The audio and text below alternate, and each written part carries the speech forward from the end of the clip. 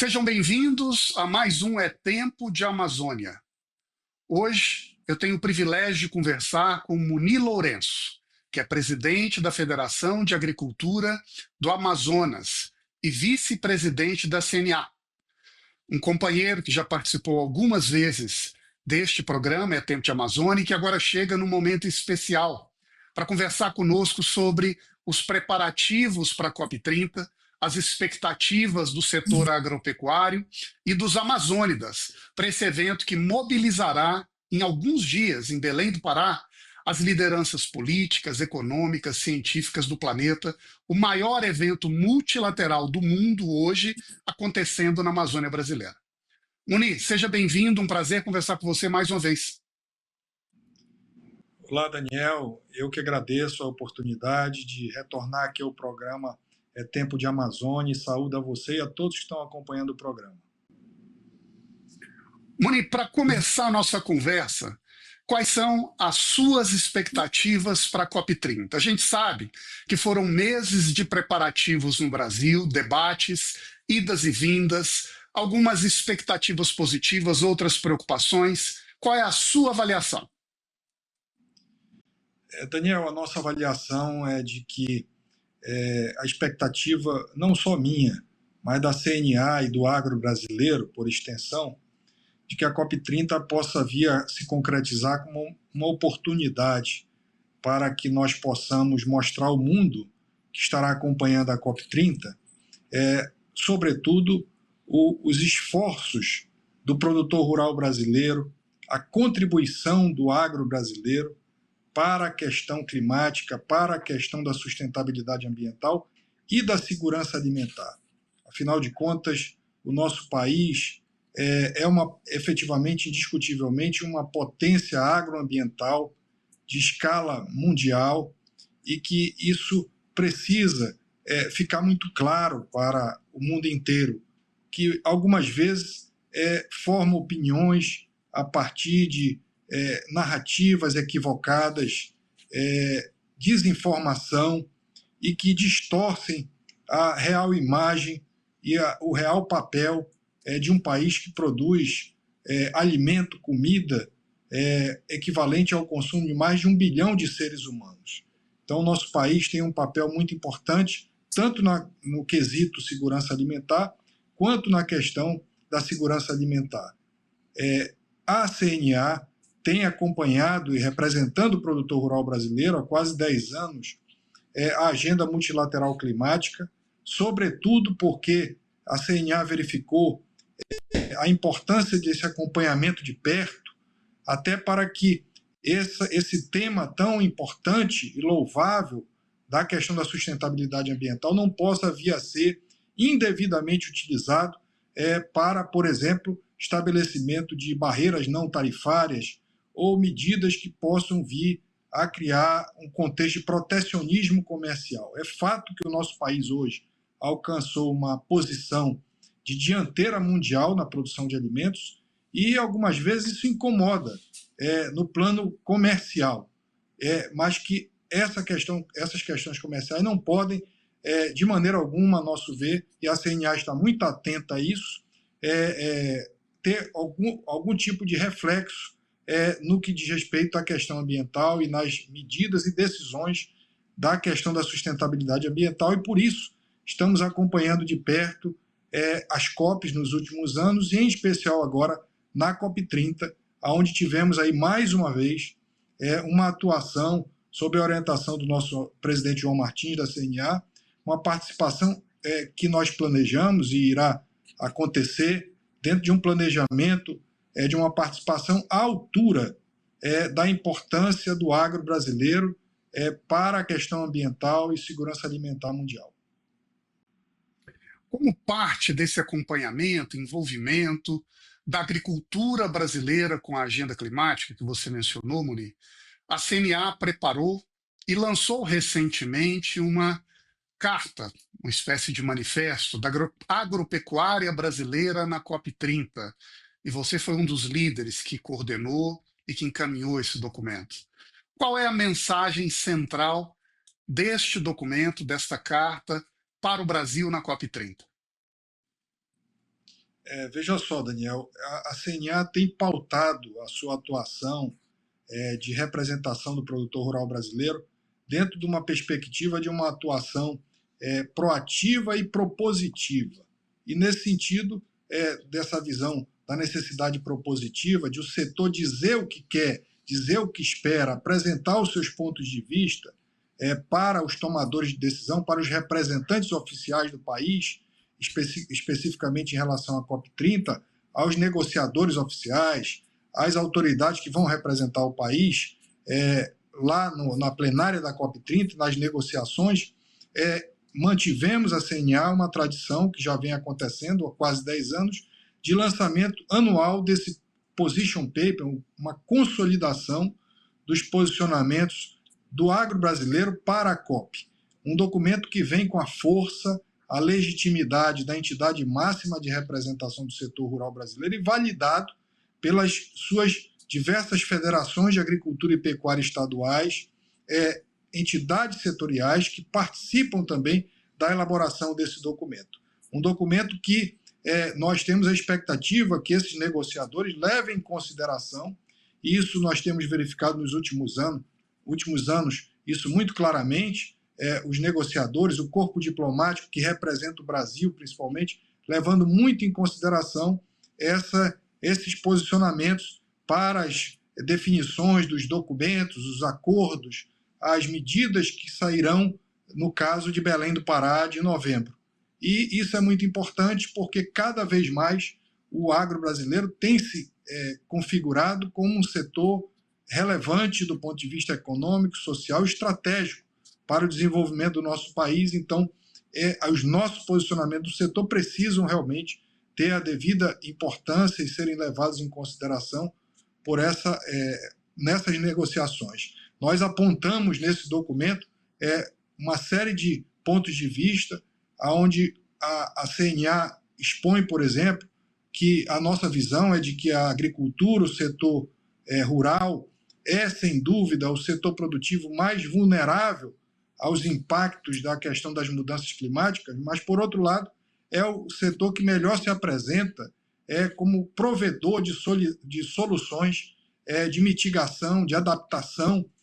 para o enfrentamento das mudanças climáticas. E sinalizando claramente, reiterando nesse documento, que o produtor rural brasileiro vem dando uma contribuição muito importante, principalmente com a adoção crescente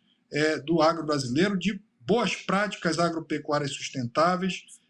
com tecnologias onde nós temos o plano ABC+, com diversas tecnologias que compatibilizam aumento de produtividade, aumento de produção de alimentos, sem expansão de área, fazendo com que nós possamos conciliar cada vez mais essa produção e dentro do contexto da agricultura tropical. E esse documento, em particular neste ano, e não poderia ser diferente, também abre um capítulo específico para a questão do que nós esperamos enquanto legado da COP30 para a Amazônia. A Amazônia que será anfitriã desse evento e que tem toda uma série de nuances e de expectativas que nós temos aqui na região para que essa COP30 coloque em prática ações concretas que possam, de um lado, apoiar a questão da preservação da floresta tropical, a floresta amazônica, e, de outro lado, também viabilizar ações efetivas para melhorar a condição econômica e social de 30 milhões de brasileiros que estão aqui na região. Esse é um ponto que chama a atenção no documento apresentado pela CNA, que é, de um lado, ter esse viés propositivo olhando para a agenda climática, como ela evolui e como ela é debatida no mundo, mas, ao mesmo tempo, reconhecendo que esta é uma COP na Amazônia e que essa agenda precisa reconhecer e lidar com a realidade da Amazônia. E entre as recomendações que a CNA apresenta, vou tomar a liberdade de ler algumas: reconhecer o direito à produção agropecuária sustentável na Amazônia, como parte inseparável da agenda climática, combatendo a estigmatização dos agricultores locais. Acelerar a regularização fundiária e ambiental, como condição básica para a segurança jurídica. Reforçar a segurança alimentar regional. criar linhas de crédito rural e financiamento climático específicas para os produtores da Amazônia, afirmar a soberania nacional sobre o território e apoiar o combate à violência e ao crime organizado. Algumas das ideias que recheiam e caracterizam esse documento, que, por um lado, olha para o desafio climático do planeta, valoriza o papel da agricultura e o seu potencial, mas também que destaca que uma COP na Amazônia e uma agenda climática no bioma tropical mais rico do mundo, onde vivem 30 milhões de pessoas, precisa ter uma preocupação particular com a sua realidade e com as pessoas que lá vivem. Agora, Muni, eu vou tomar liberdade, vamos para um breve intervalo e voltamos no segundo bloco para continuar a nossa conversa sobre a COP30, os seus desafios e as perspectivas para o Brasil. Já voltamos, até lá.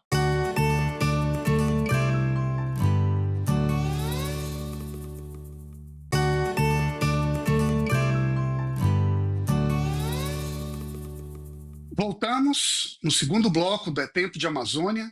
hoje conversando com Muni Lourenço, que é vice-presidente da CNA e um dos líderes que conduz o debate, a discussão, a partir da Amazônia, sobre a agenda da agricultura e dos pecuaristas também, dos produtores de alimento, na COP30. No primeiro bloco, Muni, falamos um pouco sobre as expectativas gerais da CNA, dos agricultores brasileiros para o evento. E agora eu gostaria de destacar dois assuntos que eu creio que estão no centro das discussões nestes preparativos finais para a agenda. O primeiro tema é o diálogo com o planeta. A gente sabe que essa é uma COP que vai trazer ao Brasil um conjunto de pessoas do mundo que com grande frequência desconhecem o que é a realidade viva da Amazônia, do seu território, do seu povo. Como você espera que esta visita do planeta à Amazônia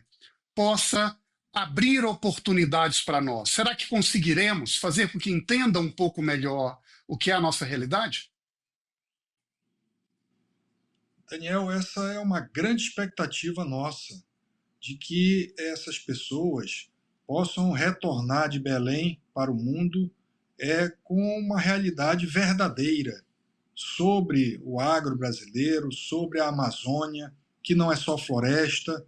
e que não pode ficar à mercê de uma população, quase 60% da sua população vivendo abaixo da linha de pobreza e sujeita a todo um contexto de violência, de atividades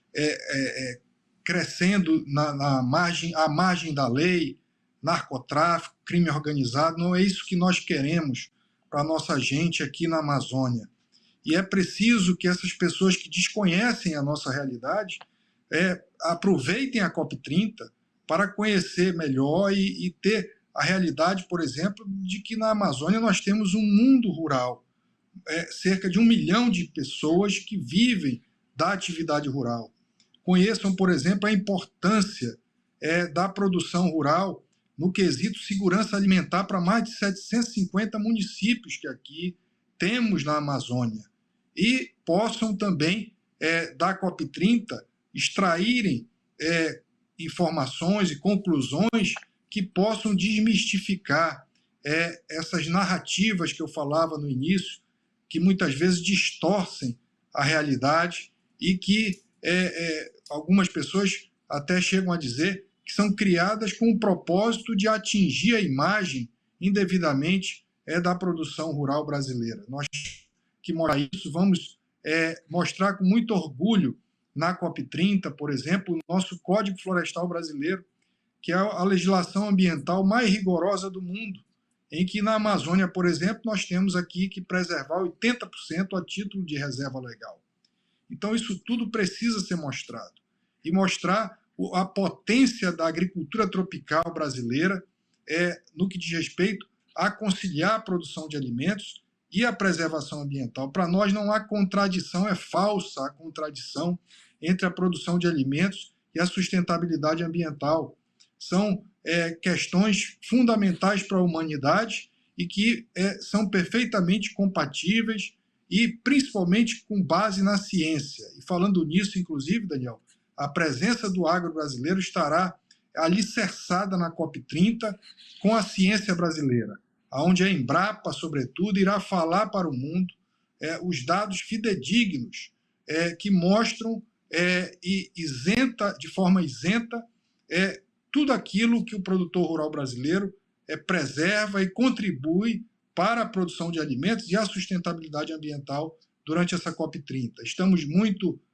alegres e confiantes que iniciativas como da AgriZone, que acontecerá de forma inédita na COP30, né, a sede do agro brasileiro na COP30 será uma oportunidade ímpar para que essas pessoas, principalmente estrangeiros, possam conhecer em loco vitrines tecnológicas, amostras reais de tecnologias que o produtor rural brasileiro adota de forma crescente. E é muito importante também mostrar na COP30, Daniel, as nossas metas ambiciosas que o Brasil tem estabelecidas a nível do Acordo de Paris, por exemplo, de implantar mais de 72 milhões de hectares de boas práticas de agropecuária sustentável no nosso país. Isso equivale a 2 vezes o território, por exemplo, do Reino Unido. A expansão, a mitigação de mais de 1,1 bilhão de toneladas de carbono equivalente. Então, compromissos que mostram realmente a contribuição do setor produtivo com a questão da sustentabilidade ambiental e do enfrentamento das mudanças climáticas. A posição do Brasil, em particular no que diz respeito à agricultura, à sua organização, os estudos, os projetos, as tecnologias que estarão à mostra para o mundo em Belém do Pará, essa me parece que está clara. O que está um pouco menos claro para mim, Moni, e sobre isso eu queria te ouvir, é a posição do mundo, sobretudo desses países-chave, na agenda climática global tradicionalmente. Nós sabemos que os Estados Unidos, liderado pelo presidente Trump, deixou o Acordo de Paris. A Europa titubeia em relação aos seus projetos ambientais ao longo do último ano. A China apresentou uma meta de corte de emissões que para muitos é tímida, e existe uma resistência em alguns países em desenvolvimento na África em abraçar metas muito ambiciosas que os prejudicassem. De que maneira você entende, Monique, que esse quebra-cabeças vai se juntar no Brasil? Isso é um desafio para a diplomacia brasileira na COP30 ou talvez seja uma oportunidade? Daniel, a nosso ver, é um grande desafio. A questão, nós sabemos que existe o roadmap Baku-Belém, uma grande mobilização para levantamento de 1,3 trilhão de dólares para fazer face à questão do enfrentamento das mudanças climáticas. E é um grande desafio para a COP30, para a presidência da COP30, para a diplomacia brasileira, levando em consideração, sobretudo, esses fatores que você colocou, a retirada dos Estados Unidos da mesa, a instabilidade geopolítica internacional, as guerras, as medidas protecionistas que vêm sendo tomadas por vários países. Então, fontes de recursos escassas dos principais países que deveriam efetivamente aportar recursos e que tiveram um modelo de desenvolvimento baseado na Revolução Industrial e que tem uma responsabilidade maior para aporte de recursos, para que os países em desenvolvimento possam massificar ações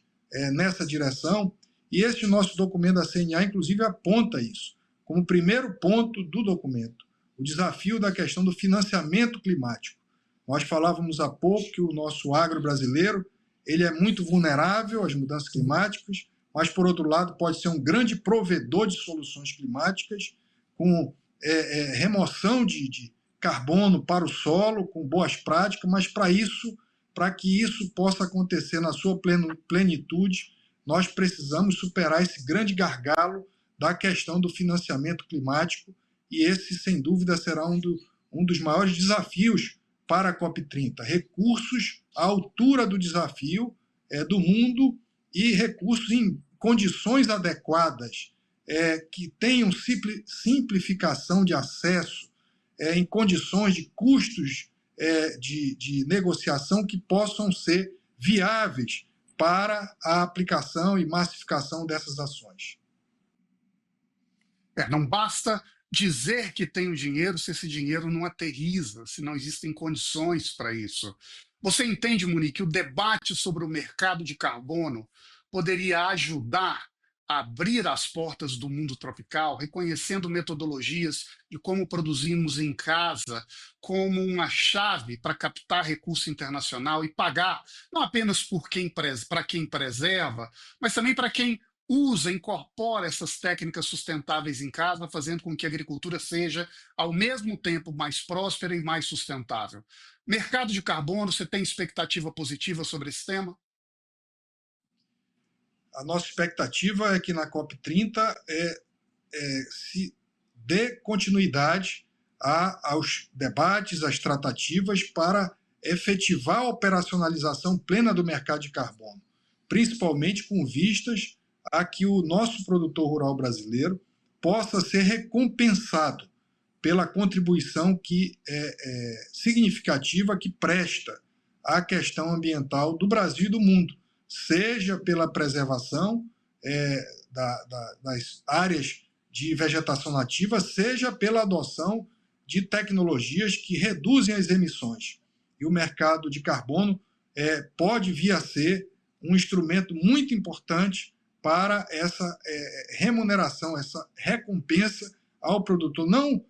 partindo da premissa de que o produtor irá abandonar sua atividade, não, mas que esse mercado de carbono possa efetivamente ser uma fonte complementar de recompensa a essa contribuição ao esforço do produtor rural, produtor de alimentos, para a sustentabilidade ambiental. E nós esperamos que na COP30 esse tópico, esse tema, possa ser tratado com a prioridade que merece. Estamos caminhando para o fim, Moni, mas eu gostaria de te ouvir sobre um último tema. O governo brasileiro tem pré-anunciado o lançamento de um novo fundo na Amazônia, chamado de TFFF, que seria um Fundo Florestas para Sempre, cuja ideia é contribuir, remunerar pelo hectare de floresta preservada nos países tropicais, fazendo assim com que esse maciço florestal, de certo modo, possa ter um apoio financeiro, em parte com investimentos externos, em parte com investimentos privados, que ajudariam em esforços de preservação. Qual a sua visão sobre essa iniciativa e esse esforço do Brasil para mobilizar o mundo, criando um fundo para a proteção de florestas? A nossa visão é de que recursos financeiros, principalmente dos países desenvolvidos, que foram os principais responsáveis pelo contexto de aquecimento global, são positivos e necessários para que esses países possam arcar com o contexto que o mundo vive hoje, né, e para que as florestas, no caso tropicais, possam, e o nosso país tem uma porção significativa dessas florestas tropicais do mundo, possa receber recursos para manter as condições econômicas das populações que aqui vivem, porque nós, aqui na Amazônia, convivemos com um contexto social e econômico muito desafiante, com o crescimento da pobreza, da miséria, e isso é um vetor altamente preocupante para o nosso país e para o mundo, e que coloca em risco, inclusive, a própria preservação da floresta e do meio ambiente. Então, que fundos financeiros são bem-vindos. Lógico que sem que isso possa colocar de maneira alguma qualquer dúvida em relação à soberania nacional sobre os nossos destinos aqui da floresta amazônica. Isso é inegociável. Inclusive, as nossas autoridades precisam ser muito firmes na COP30 de estabelecer isso muito claramente, que as decisões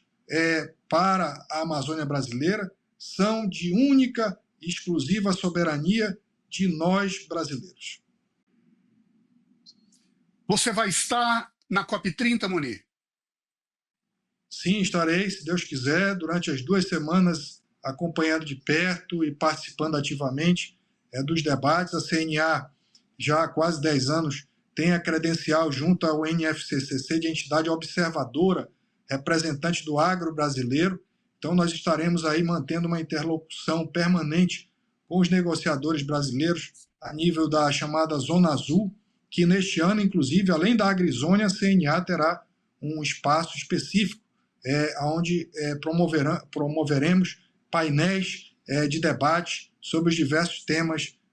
do contexto da questão climática, sustentabilidade e produção de alimentos.